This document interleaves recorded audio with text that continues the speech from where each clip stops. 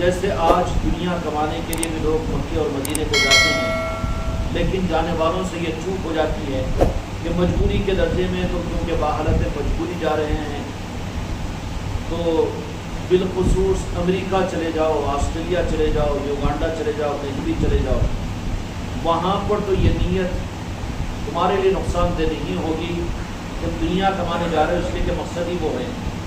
لیکن ارض مقدس کو، جہاں تک ارض مقدس کا معاملہ ہے، وہاں کی نیت اگر صرف خالص دنیا کی ہوگی تو اللہ تبارک و تعالیٰ کی نظروں کے اندر بڑے ناقدروں میں اس کا شمار ہوگا۔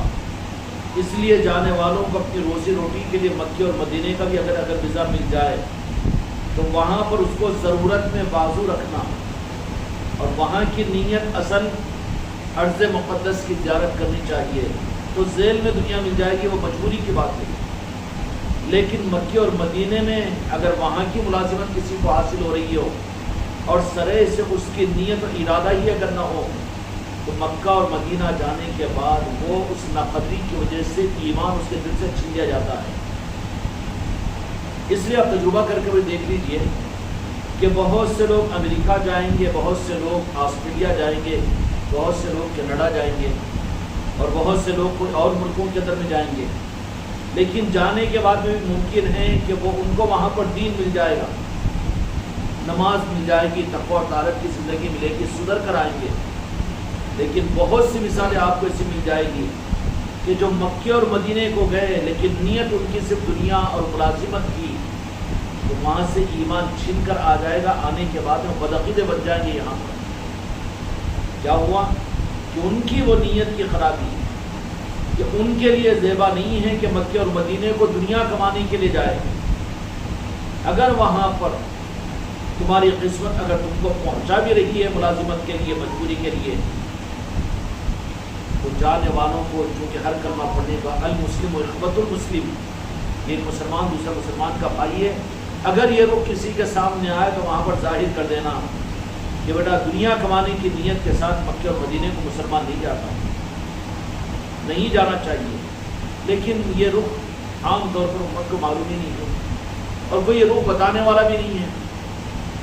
جانے سے پہلے تو یہ کہے گا کہ میں مدینے کو جا رہا ہوں، میں مکے کو جا رہا ہوں اور مجھے وہاں پر ویزا مل گیا ہے، وہ مل گیا ہے، لیکن آنے کے بعد میں جس کا مقصد صرف مکے اور مدینے کو دنیا کی ملازمت اور دنیا کے نفع کے کمانے کے لیے گیا، ایک نہیں دسوں مثالیں تم کو مل جائے گی کہ وہ واپس آنے کے بعد میں جو عظمت مکے اور مدینے کی تھی وہ عظمت بھی باقی نہیں رہی،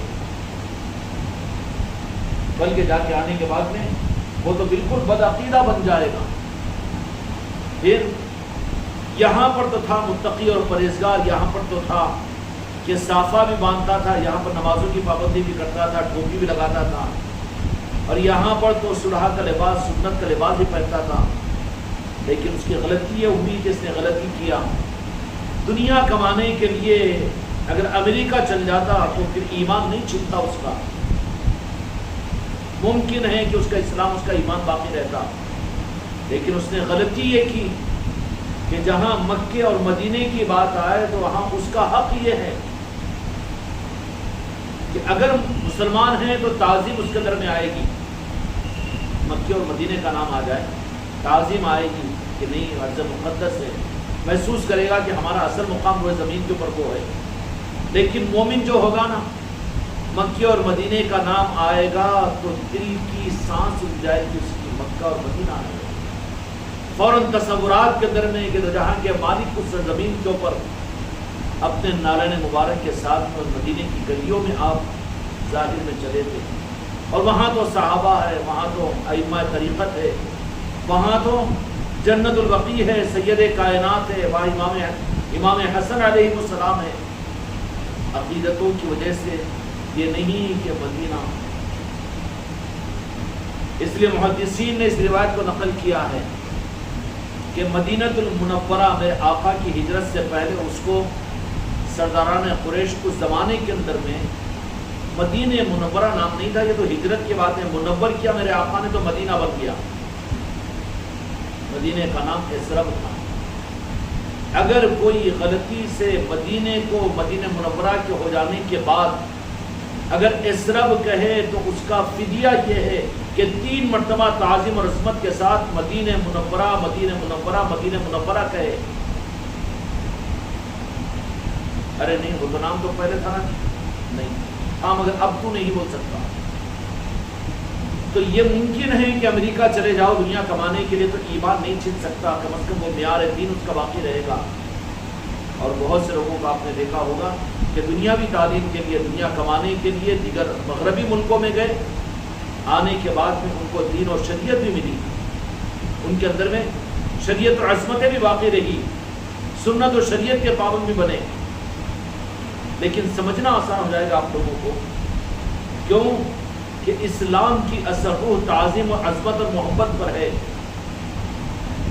جس اسلام کے جسم سے عظمت اور تعظیم محبت میرے مصطفیٰ کی نکل جائے، اسلام کا وہ ڈھانچہ نہیں، اسلام کا مردہ ہے. وہ اسلام کا مردہ ہے. مردہ کیا ہوگا؟ یہ زیادہ دن رکھو تو سڑ جائے گا، اس سے کوئی فائدہ نہیں بلکہ صرف اس کا وجود نقصان کا باعث بن جائے گا. اس کا مطلب یہ نہیں کہ اس رخ پر مت لے کے جاؤ کہ میں امریکہ کی تعریف کر رہا ہوں، آسٹریلیا کی تعریف کر رہا ہوں، لیکن تجربہ کر کے دیکھو جو رخ ہم کو سمجھنا ضروری ہے. دین کی اصل روح، دین کی اصل روح اسلام، اور اس کی اصل روح ایمان، اور ایمان کی اصل روح جو ہے وہ میرے آقا کی محبت، تعظیم اور عظمت اور محبت ہے. سمجھ میں آئی نا؟ تو جو لوگ دنیا کمانے کے لیے چلے جائیں مغربی ملکوں کو بھی، لیکن ان میں آپ اتنی گمراہیت محسوس نہیں کریں گے. لیکن جن سے یہ چوک ہو جائے کہ میں مدینے کو جا رہا ہوں، مجھے وہاں کا ویزا مل گیا ہے، میں مکے کو جا رہا ہوں، وہاں کا کیا ملازمت ملی، مکے میں روزانہ وہاں کی جانمازوں کو صاف کرنے کی خدمت ملی، وہاں پر میں انجینئر ہوں، میں سافٹ انجینئر بنا ہوں اور میری ذمہ یہ خدمت آئی ہے، یہ خدمت قسمت ہے ان کی. لیکن جب وہ واپس آئیں گے تو جو ایمان اور جو اسلام لے کر گئے تھے، اب اللہ ماشاءاللہ وہ بات ایسی نہیں کر رہا ہوں، یہ استثنائیات ہے اس میں بھی، لیکن اکثر جانے سے پہلے جو دین کا معیار عظمت اور تعظیم اور محبت میرے آقا اور دین کے ساتھ تھی، آنے کے بعد میں سب وہ سمندروں میں چھوڑ کر آتے ہیں. ارے بابا تم تو پہلے کم از کم جمعہ کو تو پٹھانی ڈریس پہن کے فرسٹ کلاس ٹوپی ووپی گھر سے لگانے کے سرما ورما لگا کے نکلتے تھے، اور جا کے سورہ کہف بھی پڑھتے تھے اور درود پاک بھی پڑھتے تھے. اب جا کے آنے کے بعد میں پھر کیا بات نہیں، تو کیا ضرور ہے ٹی شرٹ کے اوپر یہ شرٹ پر، اور پھر رفع دین بھی کر رہا، یوں بھی کر رہا. اب جیسے یہ نماز کیا پڑھ رہا ہے، یہ تو پہلوانی کی کشتی لڑ رہا ہے. ہوگا نہیں ہوگا. مکے اور مدینے کو گیا، بہتر تھا کہ کہیں اور جاتا تو کم از کم اسلام کا معیار اس کے اندر سے نہیں کرتا تھا. لیکن یہ سمجھو کہ مکے اور مدینے کی تعظیم اور عظمت اگر کسی نے وہاں پر دنیا ہی کی اگر نیت کی، اس لیے اگر کوئی تم کو ایسا آدمی مل جائے تمہارے خاندان میں، تمہارے دوستوں کے اندر میں، کہ میں مکے کو جا رہا ہوں، میں مدینے کو جا رہا ہوں، اچھی خواہش پیدا ہوتی.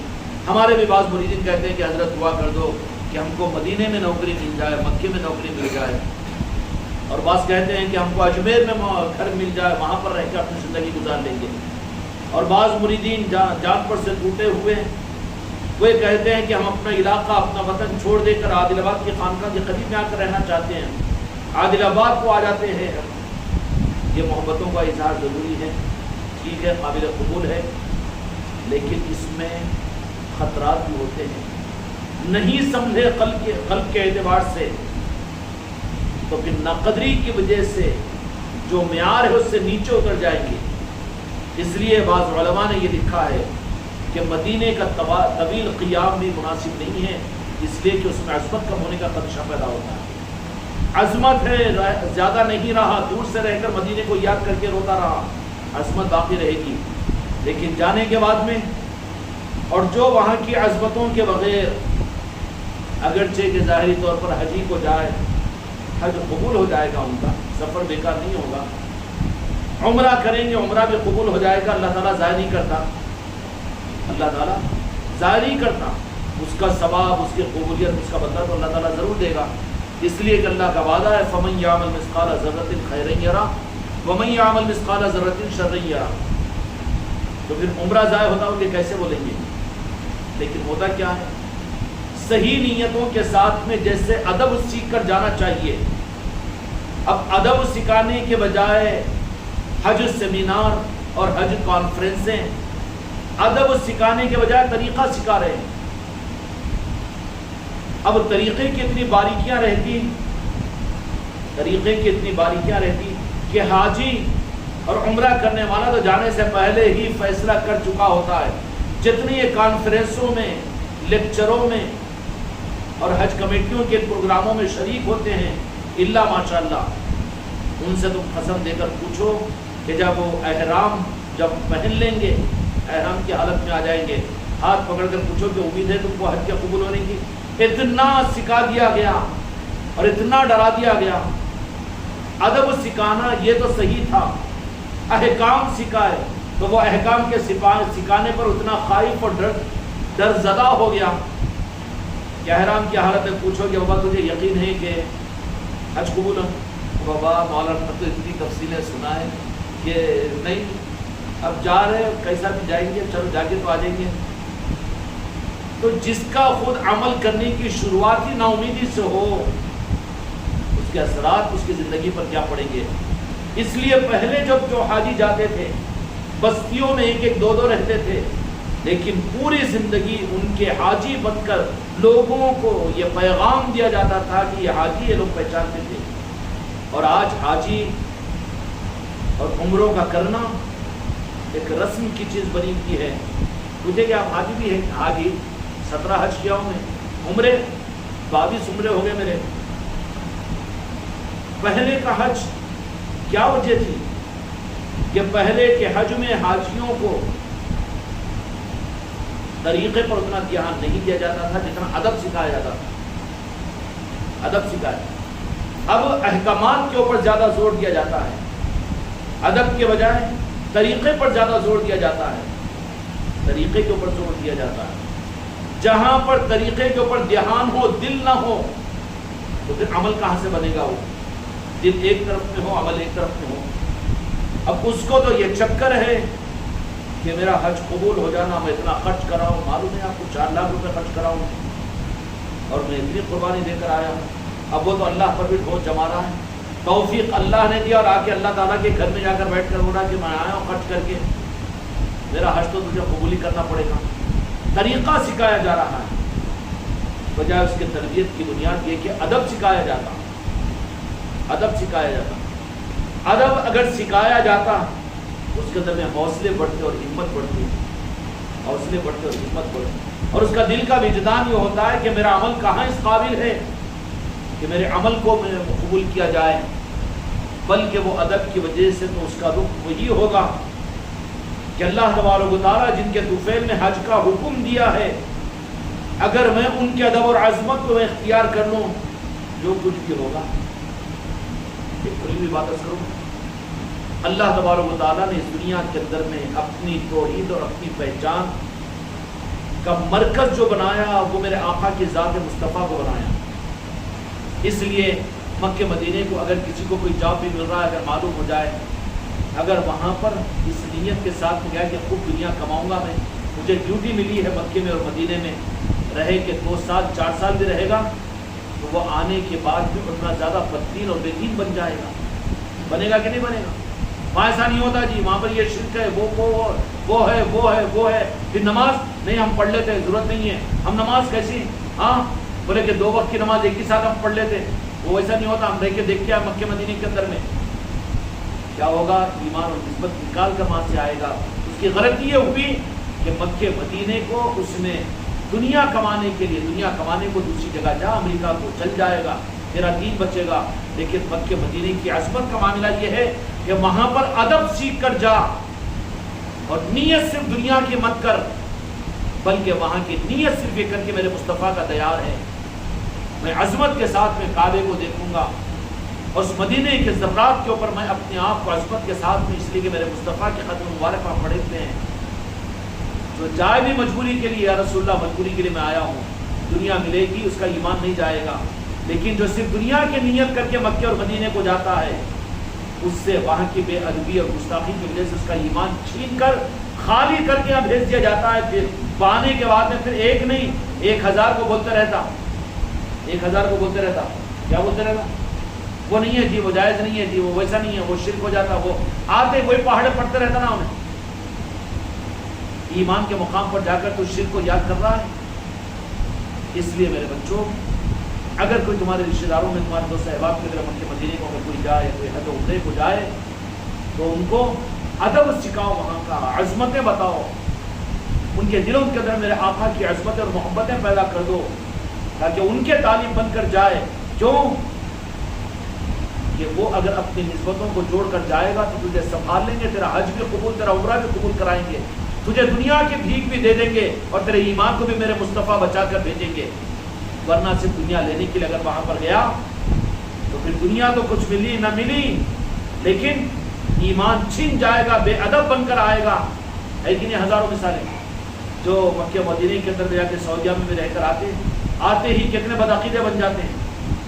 وہ شرک, یہ جائز, وہ ناجائز, وہ ناجائز, یہ نہ. اب پورا سفرہ نورانی نظاموں کے اوپر ہی رہتا نا, ان کو کچھ بھی نظر نہیں آتا, صرف ان کو نار والوں کو نوری کھٹکتے رہتا ہے. مگر اس کی بھی ڈیوٹی ہے بیچاری, اللہ تعالیٰ نے دیا سو ہے, اور وہ بھی اپنی ڈیوٹی پوری کر رہا ہے. ہم پہ افسوس کہ نور کا نظام ملا تو اپنی تو ڈیوٹی بھی پوری کرنے میں ہمارے پاؤں مل رہے ہیں. ہموں کہ اللہ تبارک و تعالیٰ اپنے محبوب کے صدقے میں ہم کو نور والوں میں شامل فرما دے, نور والی نسبتیں ہمارے قلوب میں پیدا فرما دے. وہی نور ایمان کی نور کی صورت میں مومن کے دل میں پیدا ہوتا ہے. اس نور کے اندر میں یہ آدمی زمین و آسمان کو دیکھ لیتا ہے. اللہ تعالیٰ ہم کے ساتھ ہم سے آگے بڑھاتا ہے.